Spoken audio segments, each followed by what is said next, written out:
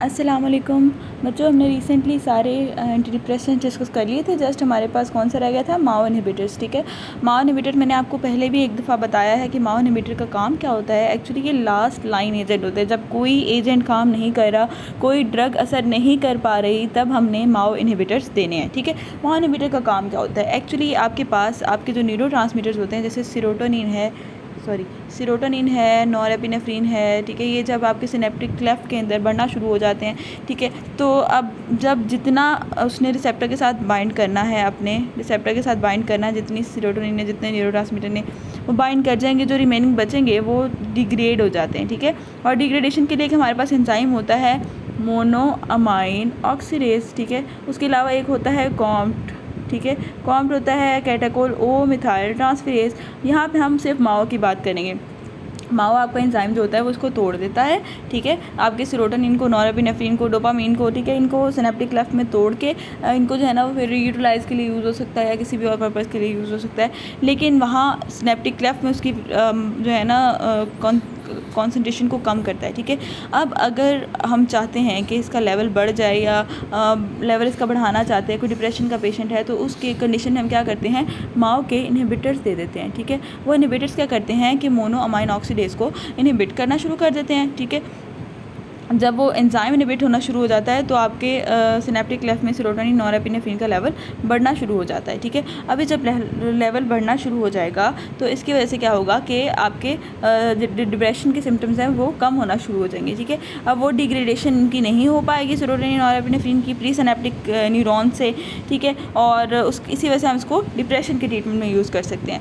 अच्छा, अब इसके अंदर क्या हो रहा है कि आपके पास कौन कौन सी ड्रग्स आ रही हैं। उसके अंदर आपके पास डिफरेंट टाइप की ड्रग्स हैं, जिनके अंदर आपके पास ट्रेनाइल साइप्रोमीन आती है। ठीक है, सिलेजरीन आती है, और उसके बाद हमारे पास और कौन सी थी, फिनेल्जीन आती है। ठीक है, आइसोकार्बोक्साजिड आती है। बच्चों, मैंने इसमें से 2-3 याद की थी। आइसोकार्बोक्साजिड याद की थी, सिलेजरीन याद की थी, ट्रेनसाइप्रोमीन, ये 3 याद की थी। ठीक है, अच्छा, उसके बाद ये कि इसका मैकेनिज़्म क्या है। इसने क्या करना है, स्टेबल कॉम्प्लेक्सेस बना देने हैं आपके एंजाइम्स के साथ। जो एंजाइम कौन सा है, मोनोअमाइन ऑक्सीडेज, और उसकी इरिवर्सिबल इनएक्टिवेशन करा देनी है। मतलब वो दोबारा रिकवर हो ही नहीं सकता, वो इरिवर्सिबली ब्लॉक हो जाता है। ठीक है, अब इसकी वजह से जो है ना आपके नॉरएपिनेफ्रिन भी बढ़ना शुरू हो जाता है, सीरोटोनिन भी और डोपामीन भी, जिनको एक मारता था, जिनको डिग्रेड करता था। अब आपका ये जो एंजाइम है ना, ये आपके जो है वो एक जगह पे नहीं होता। ठीक है, सिर्फ ब्रेन में नहीं होता, ये आपके लिवर और गट में भी होता है। तो अब ये जो आपका एंजाइम है ना, आपकी ड्रग है, ये ना सिर्फ ब्रेन वाले को इनहिबिट करती है, माओ को, बल्कि लिवर और गट वाले को भी इनहिबिट कर देती है। जब इनको इनहिबिट करेगी तो आपके पास साइड इफ़ेक्ट्स आएंगे। ठीक है, हमें तो ब्रेन वाला सिर्फ इनहिबिट कराना है, ब्रेन में न्यूरोट्रांसमीटर का लेवल बढ़ाना है, लिवर और गट में तो नहीं कराना। लिवर के अंदर तो उसका और काम है। ठीक है, क्योंकि जो टायरामीन होती है ना आपकी फूड के अंदर, आप जो फूड ले रहे हो, प्रोटीन डाइट ले रहे हो, उसमें टायरामीन होगी, या चीज़ वगैरह में मोस्टली उसमें भी होती है टायरामीन। तो वो उसको डिग्रेड करने के लिए, उसकी ऑक्सीडेशन वगैरह के लिए हमें चाहिए होता है माओ। ठीक है, जब वो नहीं होगा तो क्या होगा कि इसका लेवल बढ़ना शुरू हो जाएगा। उसके अलावा जो है इसके अंदर drug interaction, drug food interaction के चांसेस बहुत ज़्यादा होते हैं, इसलिए इसका उतना प्रेफर नहीं की जाती। ये लास्ट लाइन ड्रग्स होती हैं। ठीक है, और एक बात याद रखनी है, सिलेजलिन जो होती है वो ट्रांसडर्मल पैच के तौर पे दी जाती है। ठीक है, और इसकी वजह से जो गट और हेपेटिक इनहिबिशन है ना माओ की, वो कम से कम होती है और फर्स्ट पास इफेक्ट को अवॉइड कर जाती है। इसलिए हम ट्रांसडर्मल पैच की फॉर्म में दे रहे हैं, ताकि फर्स्ट पास इफेक्ट ना हो, आपका लिवर का जो मोनोअमाइन ऑक्सीडेज है वो अफेक्ट ना हो। ठीक है, अब इसका एक्शन क्या है कि माओ जो है वो फुली इनहिबिट हो जाती है सेवरल डेज ऑफ ट्रीटमेंट के बाद। ठीक है, और इसका एंटी डिप्रेसेंट एक्शन जो होता है वो SSRI वगैरह जैसे ही होता है। इस डिलेड सेवरल वीक। ठीक है, इसको भी टाइम लगता है, फ़ौरन से सिम्टम्स नहीं आने शुरू हो जाते। इसके बाद सिलेजलिन और ट्रेनसाइप्रामीन जो है उनका एम्फीटामीन लाइक स्टिमुलेंट इफेक्ट भी होता है, और एजिटेशन और इंसोम्निया इसका साइड इफेक्ट्स बन सकते हैं। ठीक है, थेरापेटिक यूजेस में ये है कि जो है वो डिप्रेशन के पेशेंट में देते हैं, वो हमें पता है एंटी डिप्रेसेंट के तौर पर दे रहे हैं, और ये लास्ट लाइन ड्रग है, ये भी हमें पता है। उसके बाद फार्माकोकाइनेटिक में इसका कुछ खास देखने वाला नहीं है। ठीक है, हम आ रहे हैं एडवर्स इफेक्ट्स पे। एडवर्स इफेक्ट्स में हमारे पास क्या है, टायरामीन जो है वो आपकी कि फ़ूड में होते हैं, जैसे एजेड चीज़ होता है, meat, liver, pickled, smokes, fish, red wines, इनमें सब में होता है, तो वो इनएक्टिवेट हो जाता है माओ से गट में, ठीक है। लेकिन अगर वो माओ नहीं होगा तो माओ इनहिबिटर अगर हम दे देंगे तो वो टायरामीन डिग्रेड नहीं हो पाएगा। अब जब टायरामीन डिग्रेड नहीं होगा तो उसका लेवल टायरामीन का बढ़ना शुरू हो जाएगा। अब टायरामीन का लेवल जब बढ़ना शुरू हो जाएगा तो tyramine causes the release of large amount of catecholamines, ठीक है। टायरामीन बढ़ेगा तो वो कैटाकोलामिन को मज़ीद बनाना शुरू कर देगा इन द नर्व टर्मिनल, जिसकी वजह से क्या हो सकता है, हाइपरटेंसिव क्राइसिस हो सकता है, ठीक है, हाइपरटेंसिव क्राइसिस। अच्छा, ये सारी कहानी है आपकी, ठीक है। मैं इसको रिवाइज़ कर रही हूँ। टायरामीन जो है उसकी डिग्रेडेशन के लिए हमें चाहिए माओ, ठीक है।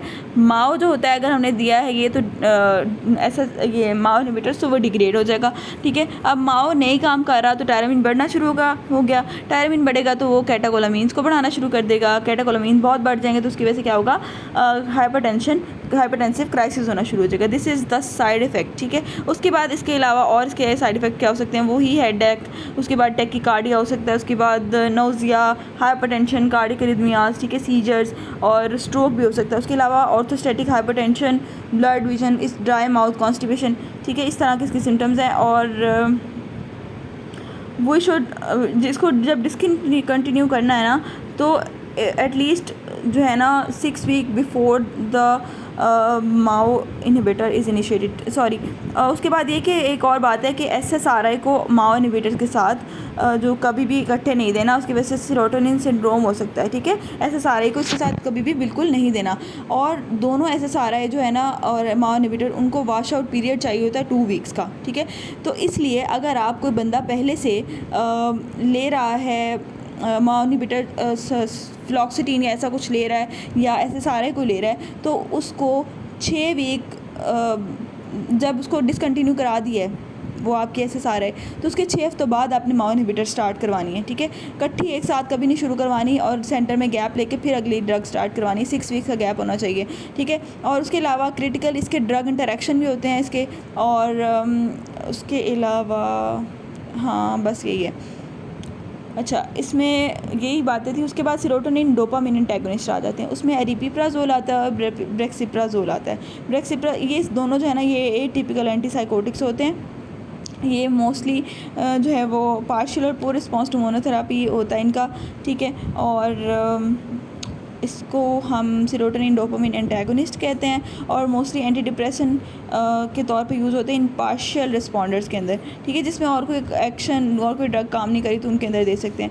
क्यूटियापिन, एरिपीप्राजोल और ब्रेक्सिप्राजोल, इसके बारे में कभी पूछा नहीं जाता। जस्ट एक बात याद रख लें कि मेजर डिप्रेसिव डिसऑर्डर के अंदर ये एक एडजंक्ट के तौर पे यूज़ होता है, मतलब किसी एक ड्रग के साथ यूज़ कर सकते हैं, अकेला इसे नहीं यूज़ कर सकते, ठीक है। वो इस तरह इसको हम कॉम्बिनेशन में दे सकते हैं। उसके बाद मेनिया बाइपोलर का मैंने आपको बताया ट्रीटमेंट। बाइपोलर क्या होता है वो मैंने अभी आपको बताया था कि मेनिया की कंडीशन के अंदर 2 स्टेट्स आती हैं आपकी, जो है वो डिप्रेशन की और दूसरी एक मेनिया की स्टेट आती है, ठीक है।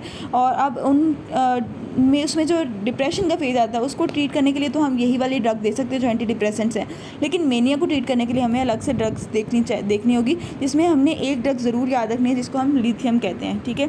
लिथियम की ज़्यादा डिटेल अच्छी आपको कैटजन में मिलेगी तो वहाँ से करेंगे इंशाल्लाह। यहाँ तक हमारा टॉपिक कंप्लीट हो जाता है। Thank you so much.